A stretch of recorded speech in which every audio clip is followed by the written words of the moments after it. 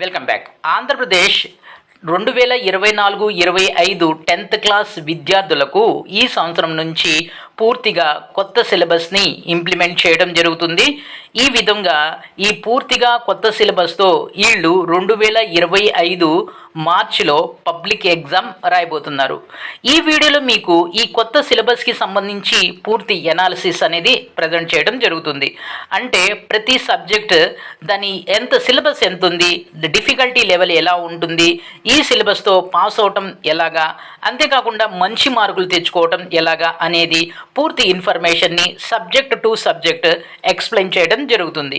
అయితే మీరు వీడియోని చివరి వరకు చూసినట్లయితే మీ అందరికీ కూడా ఈ వీడియో వల్ల చాలా చాలా నాలెడ్జ్ వస్తుంది, చాలా బెనిఫిట్ అనేది అవుతుంది.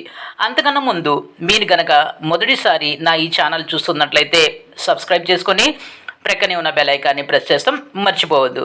ఆంధ్రప్రదేశ్ పాఠశాల విద్యాశాఖ ఈ 2024-25 10th క్లాస్ బ్యాచ్ విద్యార్థులకు అన్ని సబ్జెక్ట్స్లో కొత్త సిలబస్ని ఇంప్లిమెంట్ చేశారు. తెలుగు నుంచి సోషల్ వరకు అన్నీ కూడా పూర్తిగా న్యూ సిలబస్. ఇక ఈ సిలబస్కి సంబంధించినటువంటి టెక్స్ట్ బుక్స్ని ఇప్పటికే ఆంధ్రప్రదేశ్ పాఠశాల విద్యాశాఖ రిలీజ్ చేసింది.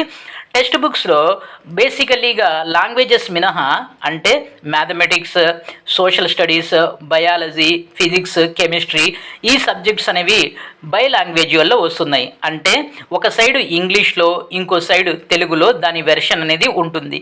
దీనివల్ల విద్యార్థులకి ఎంతో మేలు జరుగుతుంది.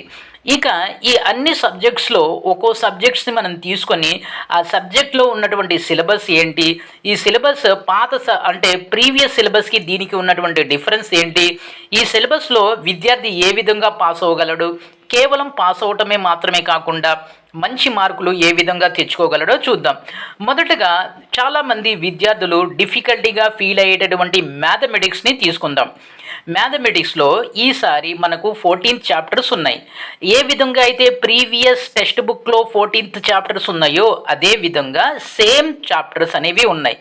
మ్యాథమెటిక్స్ విషయంలో విద్యార్థులు టెన్షన్ పడవలసిన అవసరం లేదు. సిలబస్ అంటే పాత సిలబస్, ఈ సిలబస్ దాదాపుగా అంటే 95% సేమ్. అంటే ఏ విధంగా అంటే అక్కడ ఏ చాప్టర్స్ అయితే ఇచ్చారో ఇక్కడ కూడా సేమ్ చాప్టర్స్ ఇచ్చారు. చాప్టర్స్ ఒకే చాప్టర్స్ ఇచ్చారు, అంటే ఆర్డర్ అనేది మార్చారు.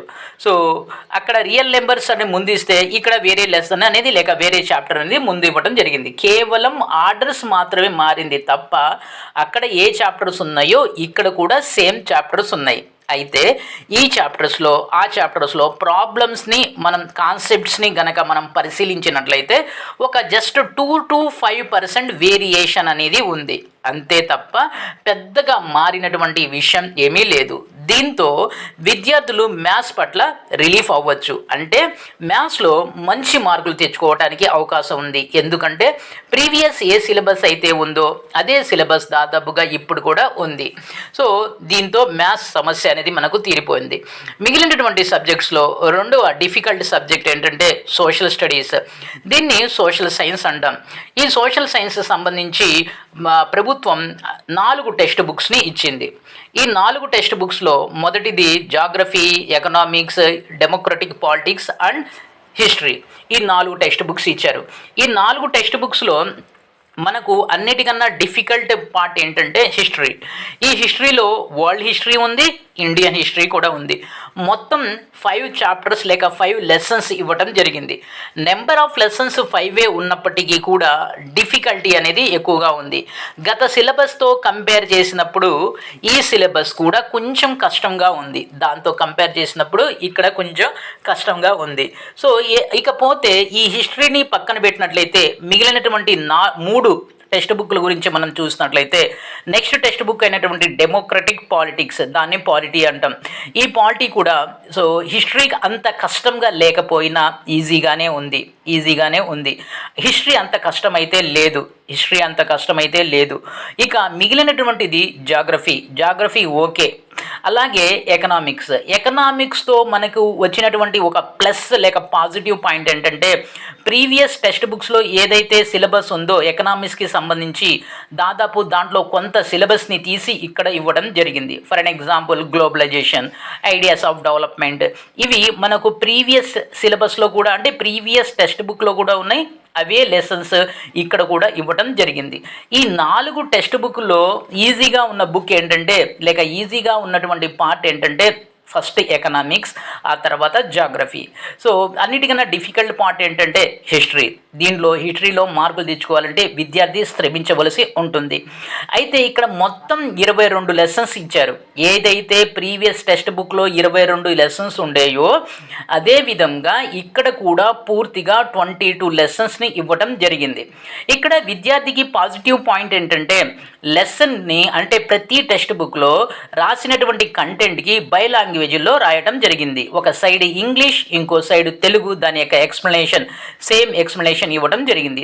దీంతో విద్యార్థి అర్థం కానప్పుడు తెలుగు వెర్షన్ చదువుకోవడం ద్వారా విద్యార్థి అర్థం చేసుకోగలడు. ఇది ఒక పెద్ద పాజిటివ్ పాయింట్గా మనం చూడొచ్చు. ఉన్నటువంటి అన్ని సబ్జెక్ట్స్లో డిఫికల్టీ ఎక్కువగా ఉండేటటువంటి సబ్జెక్ట్ ఏదైనా ఉందా అంటే అది సోషల్ స్టడీస్. ఈ సోషల్ స్టడీస్లో ఎక్కువగా కష్టపడవలసిన సబ్జెక్ట్ ఏంటంటే హిస్టరీ. ఇక్కడ రెండోది ఏంటంటే ఈ హిస్టరీ లాంటి సిలబస్ ఏదైతే ఉందో ఇది టీచర్కి కూడా కష్టమే. కేవలం విద్యార్థి ఎగ్జామ్ రాయడం కోసం మాత్రమే లేక మార్కులు తెచ్చుకోవటం కోసం కష్టం కాదు. ఈ సిలబస్ ఏదైతే ఉందో టీచర్కి కూడా కష్టం. ఎందుకంటే హిస్టరీ, తర్వాత డెమోక్రటిక్ పాలిటిక్స్ అండ్ జాగ్రఫీ, ఈ 3 టెక్స్ట్ బుక్స్లో ఏదైతే సిలబస్ ఉందో, ఏదైతే లెసన్స్ ఉన్నాయో ఆ లెసన్స్ టీచర్ అది వరకు చదవని లెసన్స్ ఎక్కువగా ఉన్నాయి. వీళ్ళు పీజీ లెవెల్ చేసి ఉన్నట్లయితే వాళ్ళలో కొంతవరకు కంటెంట్ అనేది కామన్గా ఉంది. అంతే తప్ప ఈ టెక్స్ట్ బుక్ని చదివి ఈ టెక్స్ట్ బుక్ని అర్థం చేసుకొని విద్యార్థికి అర్థమయ్యే రీతిలో చెప్పడం అనేది ఈసారి టీచర్కి కత్తి మీద సాము లాంటిదే. సో ఎనీహౌ టీచర్కి మాత్రమే కాదు, టీచర్ ఏదో మేనేజ్ చేస్తాడు, కానీ విద్యార్థి ఎగ్జామ్ రాయవలసి ఉంటుంది, విద్యార్థి మార్కులు తెచ్చుకోవలసి ఉంటుంది. సో కాబట్టి ఇక్కడ నేను చెప్పినటువంటి మ్యాథమెటిక్స్, సోషల్ స్టడీస్ ఈ 2 సబ్జెక్ట్స్లో సోషల్ అనేది కొంచెం డిఫికల్టీగా ఉంది.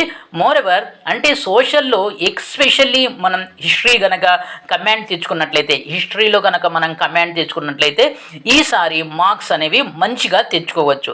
ఇక మిగిలినటువంటి సబ్జెక్ట్స్ ఏదైతే ఉన్నాయో ఆ సబ్జెక్ట్స్ని నేను ఇంకో వీడియోలో మీకు ఎక్స్ప్లెయిన్ చేస్తాను. లాంగ్వేజెస్, తర్వాత బయాలజీ, ఫిజిక్స్, కెమిస్ట్రీ, ఈ మిగిలినటువంటి సబ్జెక్ట్స్కి సంబంధించి అవి ఎలా ఉంటాయి, దాని కథ ఏంటి అనేది మీకు నెక్స్ట్ వీడియోలో ఎక్స్ప్లెయిన్ చేస్తాను. ఇది వీడియో. ఈ వీడియోని లైక్ చేయండి, షేర్ చేయండి, సబ్స్క్రైబ్ చేసుకొని ప్రక్కనే ఉన్న బెల్ ఐకాన్ని ప్రెస్ చేస్తాం. మర్చిపోవద్దు. థ్యాంక్